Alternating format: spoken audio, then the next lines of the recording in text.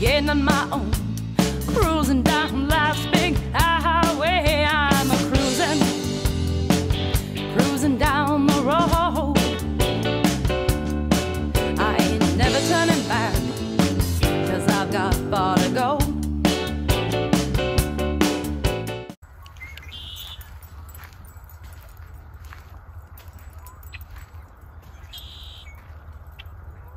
Welcome to Paradise Lovin' Veggies. I'm Samantha Janes. I am so excited today that we are going to make my most favorite recipe ever. It's my famous apple muffins. And if you live around me, you know that you very likely have gotten these delivered to you. I've been making them now for, oh my gosh, probably 35 years, and they're really yummy. I got a recipe and I kind of tweaked it a little bit, and I've used it ever since. So I'm super excited to be sharing this with you today. I like to start by peeling my apples. You'll need 3 medium-sized. The first set of 2 apples we're going to use for the batter. You're going to want to peel all the skin off, of course take the core out, and then dice them up pretty darn small.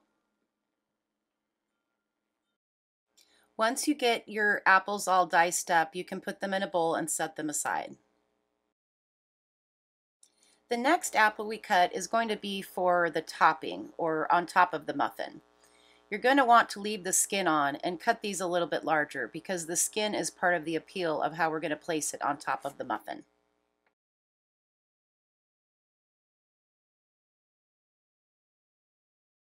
There's really no right size for this. Depending on the size of your muffin pan, you may want to cut them a little bit bigger. You may want to cut them a little bit smaller. But whatever you choose, I'm sure it's going to taste just great. Once you get your apples cut, put them in a bowl and set them aside. Now we're ready to make the actual batter. I'm using a double recipe, so we're going to use 2½ cups of flour. We're going to use 1 cup of brown sugar and 1 cup of granulated white sugar. I'm going to use 2 teaspoons of baking soda. If I can get it out of the box here, measured correctly, of course.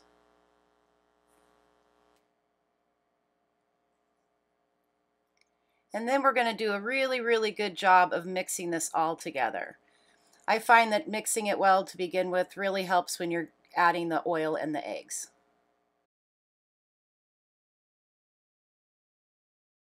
Once you've mixed up your flour, sugar, and baking soda, you're going to want to add cinnamon.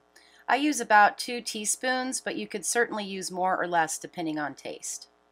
I'm going to use 4 eggs, and I'm going to slightly beat them before adding them to the batter. This just makes mixing a little bit easier. Once I've got those eggs in, I'm going to go ahead and add my oil.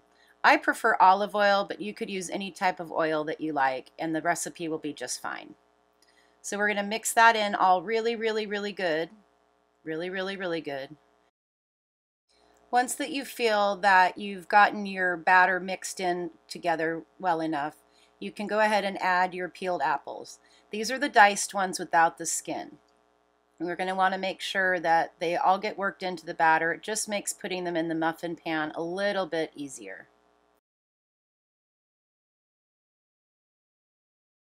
You'll want to make sure you spray your pan or coat it with oil before you put the dough in. I prefer canola oil non-stick cooking spray, and it works pretty good for these cast iron pans that I use. It's a good tip to keep your dough even in the pan so that it bakes evenly and of course is done evenly, but also because you don't want to actually put too much in there, because your muffins will, when they start to rise, they'll swell over the top and you'll have a little bit of a mess on your hands. So just be cautious about how much you put into the muffin pan. All right. I've doled out my batter into these 2 muffin pans. There's actually 11 in each, and now I'm going to put the apples on top. I like to place them in where the skin side is on top. I think it has a really nice effect when they're all baked, and it looks a little bit like an apple pie when they're all finished and cooked up. There's no wrong or right to doing these apples, so if you want to put a couple pieces or even more, do what you want to do. I've preheated my oven to 350, and I'm excited to put these muffins in and get them baked. We're going to start with 25 minutes. That may or may not be enough time depending, but of course we're going to check them before they're done with the toothpick. Have you ever noticed how many types of flour there are at the grocery store? This week I got a behind-the-scenes look at Finn River Granary. My friend Keith Kistler really beams when he talks about the dozen or so varieties of grain he grows. So when the grain comes out of the field, it either goes into a sack like this or a big wooden box, and it's got this small pieces of chaff and different unthreshed pieces, with some of the wheat head there.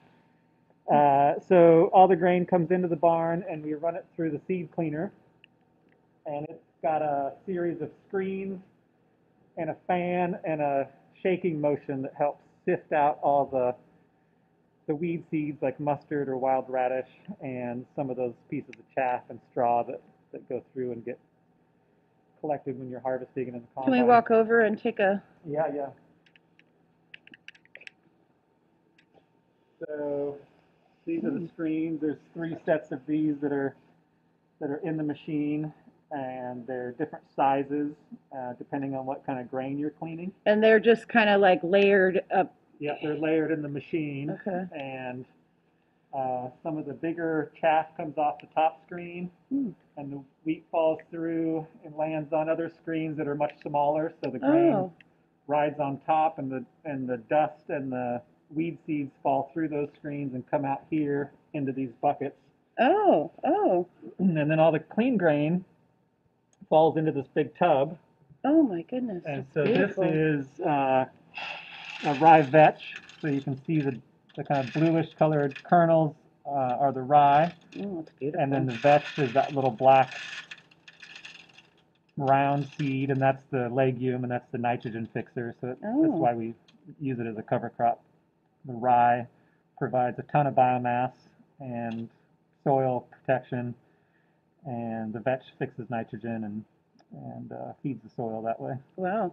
And then how quickly can this machine process? How much do you put in at a time? A couple 1,000 pounds, maybe 2,000 pounds an hour. Oh, wow. So it's pretty quick, and sometimes we have to clean the grain twice. Okay. But I'm going to turn it on really quick, and you can just kind of Great. see how it shakes back. Oh my goodness, it really does.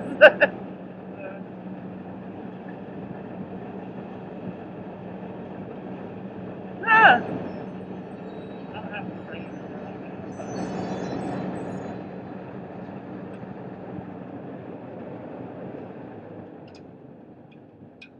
So yeah, once all the grain is cleaned, it, like I said, it drops into this bin, and then we pallet jack this around, we stack it up, and it's ready to mill. Wow. From there.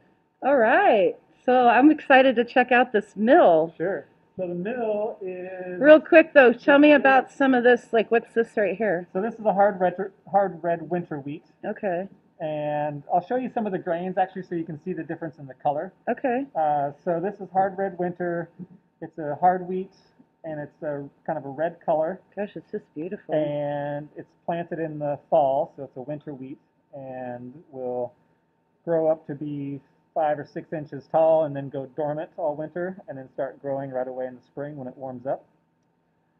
Harvested about mid-August, typically around here.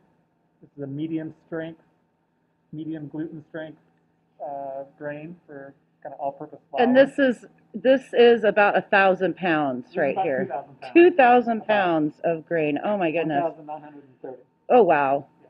Wow. So this, I'll show you. So this is hard red winter. I'll show you a hard red spring. Okay. And you can see it's just a darker color. Yeah. Typically, hard red springs are higher gluten. They're more like your classic artisan bread flour grain. Oh. Higher protein, used for, pain de mort, for example, uses Right. it in some of their artisan breads. Wow. And this grain over here is, so this is a hard white wheat. Oh my And so you goodness. can see it's a very yellow golden color. Mm-hmm. Spring wheat planted in the spring, so hard white spring. Much different color. Mm-hmm. Just add some lightness to a bread, biscuit or whatever you're baking with. Mm-hmm. What else do we have? Here's some buckwheat. Oh my goodness, that you can definitely tell this is something different. This is Oh my buckwheat, goodness. still in the hull, and then when I grind this, it breaks off that black hull and exposes the little whitish green. Can I have a little in my, I just Yep. want to feel, oh my goodness. Yeah. So you can see some of them are broken apart. There's like little white chunks in there. That's some of the inner kernel of the buckwheat. Yeah. So when you grind it, you grind up some of the black hull into this little tiny black specks, and then a majority of the hulls are sifted off, and this is what you make buckwheat pillows with and different things. They're used for making mattresses and all kinds of different What? things. Like therapy pillows. And Oh wow. I had no idea. there's some of those pillows that you throw in the microwave, like a hot contrast kind of thing. Right. This is a pastry flour called a soft. Oh, I gotta get over here.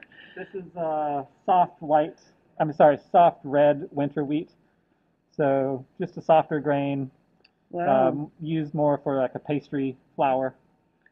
Wow. Lighter, less low gluten. Beautiful. Beautiful. And then let me find the purple wheat. It's fun to see. Sure where it is. I gotta hunt for it a little bit. Okay, yeah, here's some purple wheat.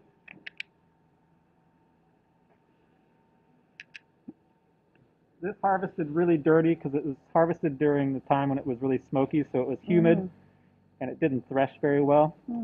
But you can see a Yeah. really dark colored grain. That sun's coming through the window. Yeah. That looks really nice.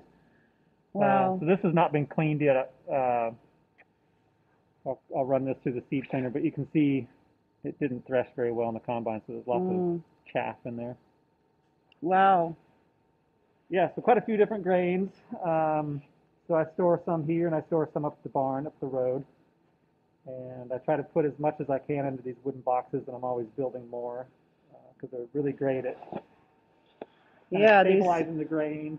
They're really, really big. So about the same amount could go into one of these wooden totes as in, or in the wooden boxes as these totes, right? Yeah, roughly. I can fit probably maybe maximum. The hard red spring wheat's really heavy, so I can fit probably 2,500 pounds in a wooden box. Oh, wow. And 2,200 pounds in a sack, so they're pretty close. Wow. Cool. But these can forklift around. You can stack them 4 high, and so I'm trying to get away from the tote bags as much as I can because they're a pain. Right. All right. So yeah, from these wooden boxes, and here everything comes into the mill room.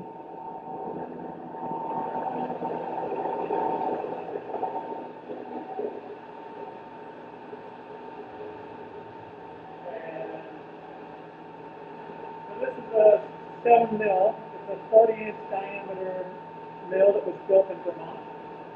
And you've got a big stone here at the bottom called the bed stone. It's a stationary stone. And then the stone that's sitting in here is called the runner stone. And it's the stone that's spinning around. And that runner stone goes up and down so you can control how fine the flour is being ground.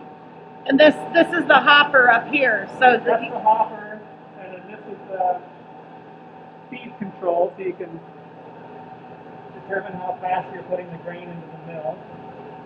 And just curious, this is kind of tall. How do you get this stuff up in there? I step on the ladder, or Oh. I'm just about tall enough I can dump a 5-gallon bucket in there. Okay. Wow. But if you want to take a step up there, you can. Okay. Hang on to this and see the mill inside. All right.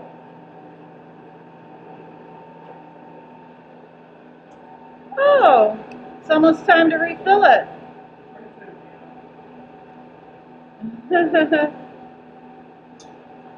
And I'm guessing that this on top is just in case if you're not using it, you would to keep stuff clean, or Yeah, it's just to keep stuff from landing in there or getting in there. wow.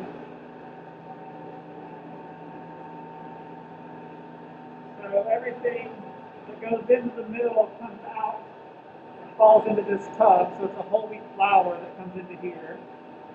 And I just open this up. It's a little bit dusty. So watch Okay. out for your camera. Okay. Oh my goodness. That's the flour. Oh wow. Wow.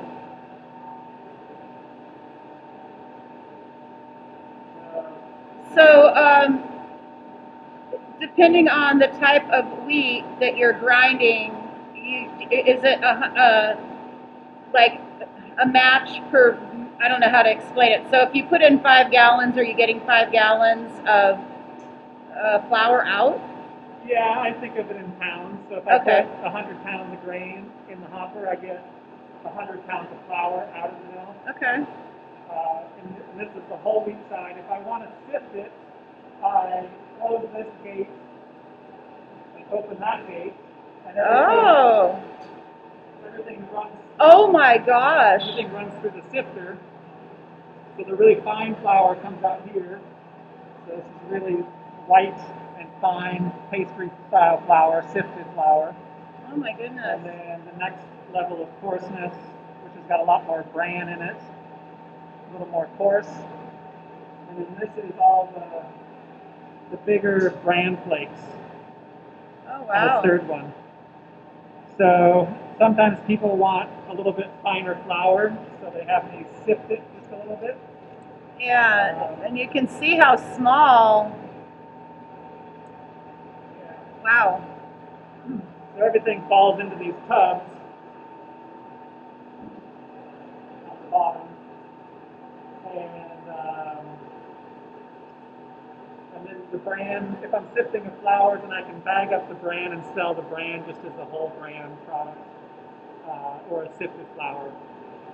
I try to do as much whole wheat as possible just because it's higher nutrition. And if I grow an acre of grain and it produces 3,000 pounds of wheat, if I mill it as whole grain, I get 3,000 pounds of flour. If I sift it, I might get 2,500 pounds of flour. Oh. So I lose some of that yield if I'm sifting it. Right. Unless I'm able to sell the bran, but wow. it's hard to sell that much bran. Wow.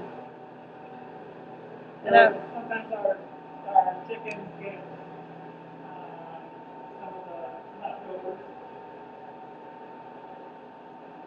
And so then, what happens? So you've got it in this barrel here, this food grade barrel, and then what happens from there? It all comes over here,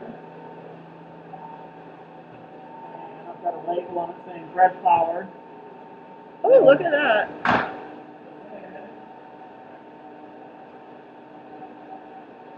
This is a whole wheat bread flour. Oh, that's beautiful. And it'll go into a bag.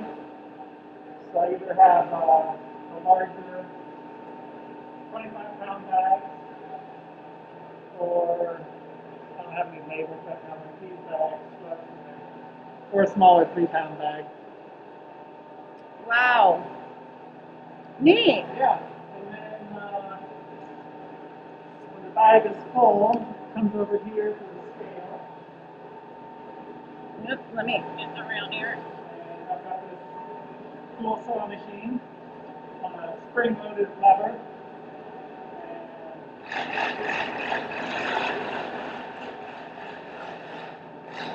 Oh, Oh, that's it. Sew the bag. Wow, and you've got that like on a bungee thing, so it's there when you need it and out of the way when you don't. Yeah, it's out of the way, and then I don't have to like hold it. 10-pound thing. And Yeah. so it's just really ergonomic, and yeah, I can get out of the way. I don't have to set it down anywhere. Nice. Cool. And then from there it goes outdoor to stores or people's houses. And Nice. And this is available at the Finn River gift store, or? it's available on our website. It's available at the corner store, at the co-op.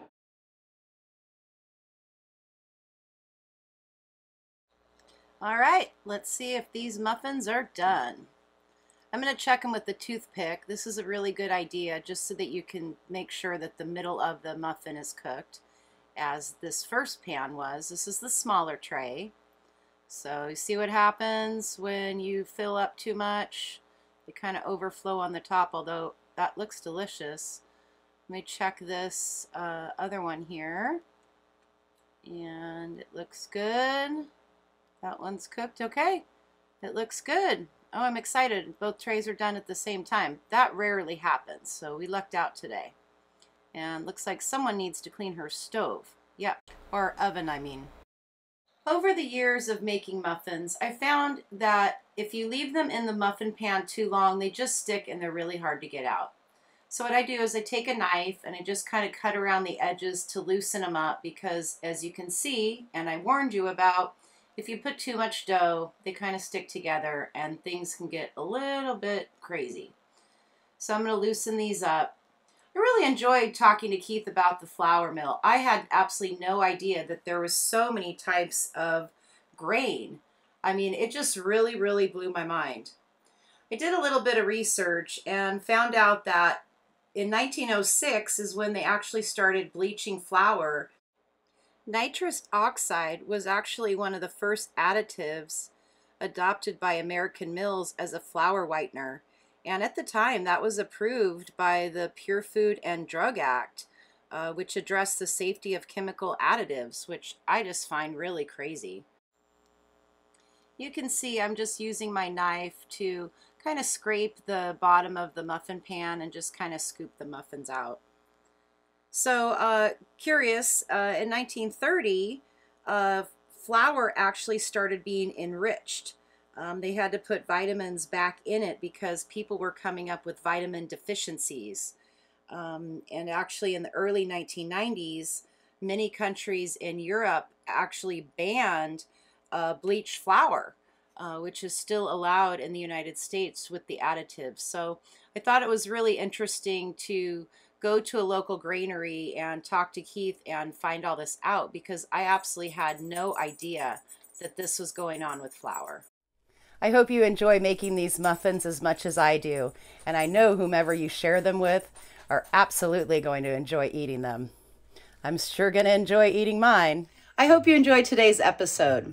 Extra special thanks to Keith Kistler up at Finn River Granary. I learned so much about making flour. I thought it was amazing.